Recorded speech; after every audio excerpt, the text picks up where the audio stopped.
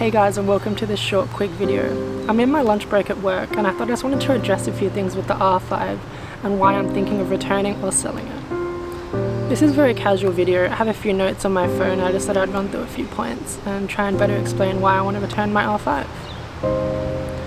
First of all, I think we should go over what I personally use the R5 for. I mainly use it for images and video. That's a very broad statement. But if I'm being honest, it's probably video at least 70% of the time, with the remainder being still imagery. And then what do I actually use it for? Like what kind of events or what kind of portraits or that kind of thing? Well, I mainly use it for events, conferences, promotions and small commercial advertisements. That's what I'm using the video features for. And of course I also like to use the video features for like personal use, just filming my pets, my family, that kind of thing. So it's a pretty even distribution, but there definitely is the factor that I need this to perform for events and commercial shoots, which it just hasn't been in video.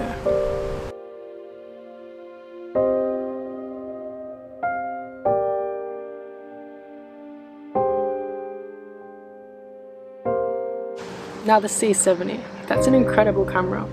We all saw the rumours.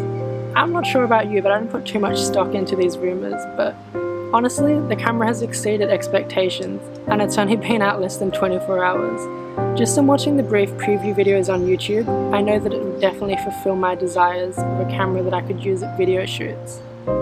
Obviously you can't do stills with it, but to be honest, I do have my A7R4, which is pretty amazing for stills, and I'm mainly wanting a video body that can interface well with my existing EF lens library and provide me excellent AF with these lenses that I've come to love. As the character you get with some of these EF lenses is just not replicable in other brands like Sony or Fuji. I'm mainly talking about the EF 50 1.2. This is an incredible lens. Evidently it's not that sharp and it suffers from pretty severe chromatic aberration, but the character you get from that 1.2 aperture, it's absolutely incredible. And sometimes it's not about clinical sharpness or technical specs, it's about the feel of the lens, it's about the character that it gives you. It's pretty much like the Helios 442. That lens is far from optically perfect, but it gives you a look, and sometimes it's the look that you want, not the clinical sharpness. And that's something that these older EF lenses do provide me, and when used with the EF to RF adapter, the AF is actually better than native on the older DSLR bodies. It's incredible. What Canon has done with dual pixel autofocus and now dual pixel autofocus 2, it can't be matched by any other brand. The eye autofocus is so sticky, and if it loses track of the eye, it will maintain focus on the head of the person. It's incredible, and it's game changing for event shooting and some commercial applications where it's a lot of run and gun, where you don't have the opportunity to really manual focus or set up shots. Sometimes you're just a fly on the wall capturing an event for a company. You don't have time to plan out these shots, to stage them, to do a few test focus pulls. It's just about getting in there, relying on the autofocus, having it on a gimbal, having multiple cameras set up if you're a solo operator. You're not going to be able to manually focus when you're doing this.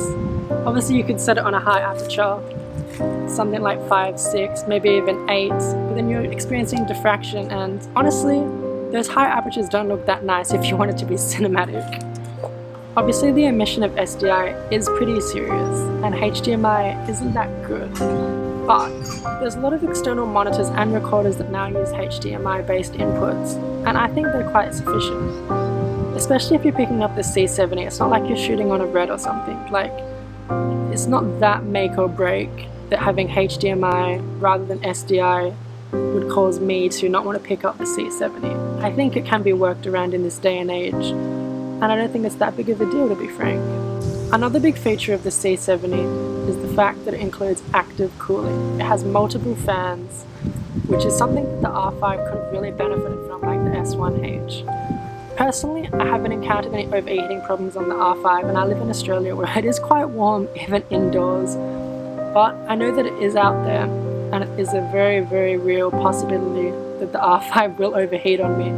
And with this in mind, the fact that the C70 has active cooling, well, that's a big selling point for me. The C70 also provides more manageable files, plus you can record straight to SDs. You can have 2 SDs in there even, so you can be recording to both.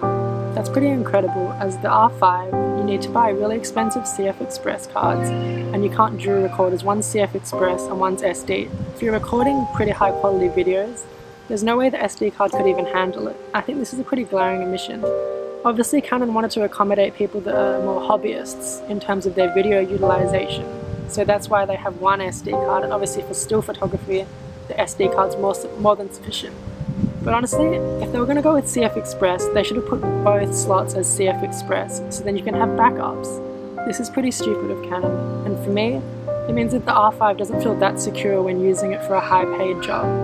Obviously the C70 also lacks IBIS, but to be honest with you, the Canon R5's IBIS isn't that great. There's a lot of wobbling when you're using a wide focal length, and even when zoomed in, I don't think it's that great, to be honest. Like, honestly, I think I'd prefer not to have it and just be able to use a gimbal and not worry about micro jitters.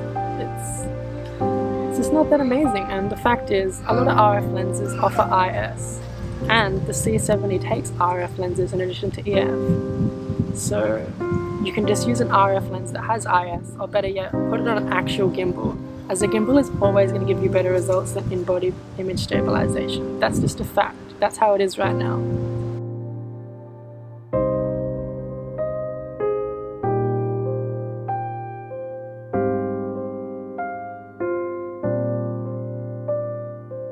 Now let's talk about what the R5 does well. Obviously the photos are amazing. Compared to my 61 megapixel A7R4, I actually prefer the still imagery produced by the R5. Obviously it's lacking in dynamic range, and the megapixel count isn't quite up there with the Sony, but the character you get is sublime. And for this, I highly recommend the R5 to anyone that primarily focuses on still shooting. It's excellent. I won't go too much into the other benefits, as I was planning on a full proper review video after owning the camera for the week. This is just more of a casual video with my thoughts based on the C70 release last night. So this isn't a proper video, and if you're wanting to see like a proper review, there's many R5 reviews on YouTube that'll be way higher quality than what I can offer. Now let's get to the problems with the R5, and that comes to the editing of the video footage produced by it. Obviously it looks absolutely amazing. Even in 4K, it's sublime. 4K with 10-bit 422 is a game changer. It's so good. So it looks amazing, but it's a pain to edit. Even the 4K 24p IPB struggles, and I mean struggles, on my top-of-the-line 16-inch MacBook Pro. That has an 8-core i9, 32GB RAM, and the best video card, but I can't even play it back. It's not even like it'll play a bit, then skip and drop a few frames. It's like, I press play, I can't even start going through the video. It's impossible to edit. You basically have to edit via the audio. You can't edit visually, it's all done by the audio input. It's ridiculous. Obviously I could transcode this to PRORES, but sometimes I don't have the time with these small events or these commercial clients that really want to see the footage. I just don't have time or the storage requirements for this. I really want to have a camera that offers great image quality and can be edited immediately with no workarounds. And the R5, as it currently is, doesn't provide this. I mean, I could shoot in a lower format that isn't 10-bit 422, but then why spend this much money on the R5? Why upgrade from my Sony cameras to the R5? What was the point of purchasing this camera if not for the 10-bit 422? It doesn't make sense. The reason why I went with the R5, and I was hopeful, is because I love Canon glass and AF is important to me. I have been shooting on Fuji, and it's incredible as that does offer 10-bit 422, but the AF is terrible. So on one hand you got excellent quality, but terrible AF. And I've also shot on Sony, which has alright AF, but has no 10-bit 422. And in S-Log3, it's absolutely terrible, and I feel like you really need 10-bit 422 in order to shoot in S-Log3 if you're going to do any kind of color grading. So then I'm left with Sony that has good AF, poor color grading opportunities, or Fuji that has excellent color grading opportunities but terrible AF. Neither of those work for me, and I thought by picking up the R5 I could combine excellent AF and amazing codecs. But sadly I don't think you can have it all. Is the perfect camera out there? I don't think so at this point. When it comes to editing, Intel and AMD are behind the times. When it comes to editing, Intel and AMD are just behind the times. They just can't play back the H.265 10-bit 422 footage. Even on really high-spec computers it struggles.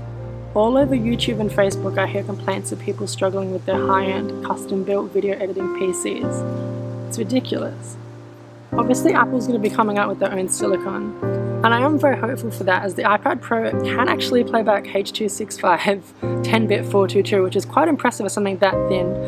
But obviously if you're using the iPad, all you get access to is LumaFusion, and to be honest, the color grading options in LumaFusion are severely lacking, and I don't think it is usable for professional video shoots. It might be usable for YouTube where you have controlled lighting and you have the same LUT that you can apply. You don't need much color grading, you don't need to push and pull the shadows. But for more dynamic shoots such as at events or small commercial projects, you really need a full suite of editing options, and for that the iPad's lacking. But the iPad does give hope, in that it's using Apple Silicon, and when the new iMacs, MacBook Pros, Mac Minis, whatever, when any of that comes out with Apple Silicon, I'm completely hopeful that it will be able to smoothly edit H.265 10-bit 422. But that leaves us now. The only thing that we can do is transcode the media into a more editable format. And for me, that's just not realistic for a lot of the shoots I do, which is very disappointing, as I really want to love the R5, and the footage is amazing.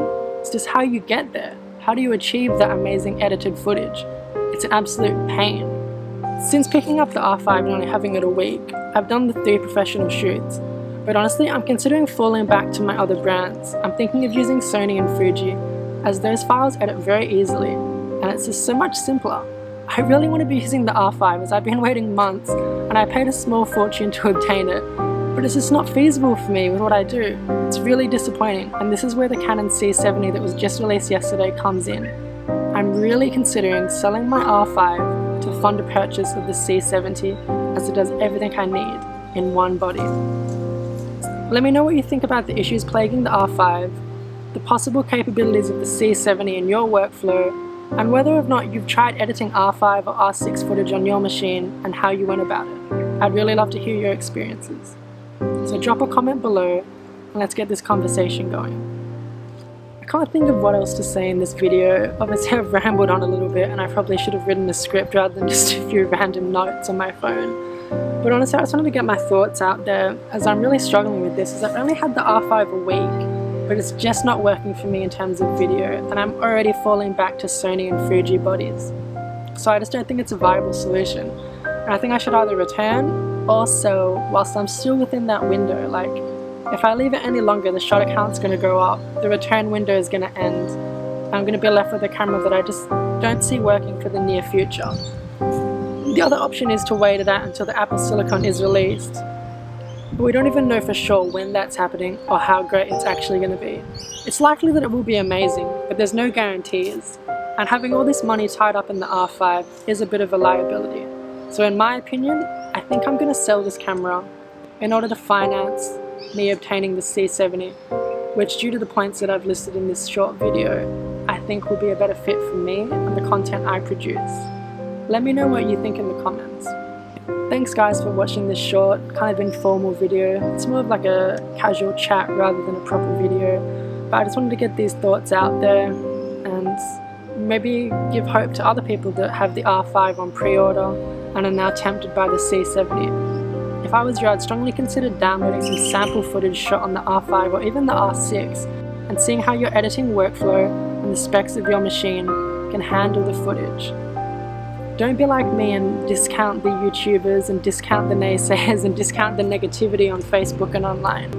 Try the footage yourself and see if it's going to be right for you. Because for me, I wish I had downloaded some sample footage from the R5 or the R6 to try on my machines. As if I had tried that, I would have known and I could have cancelled my pre-order and stopped this mess that I'm currently in.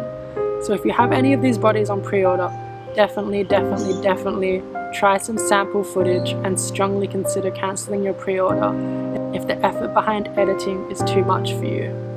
For me, transcoding is just unrealistic. I don't have the time for that. Obviously if you're shooting something cinematic or something very high paying where you have a long turnaround, the camera is amazing. The 8K RAW is honestly sublime. But for me, most of the time I'm just shooting in 4K. And my clients demand the footage pretty quickly, especially for the events that I shoot.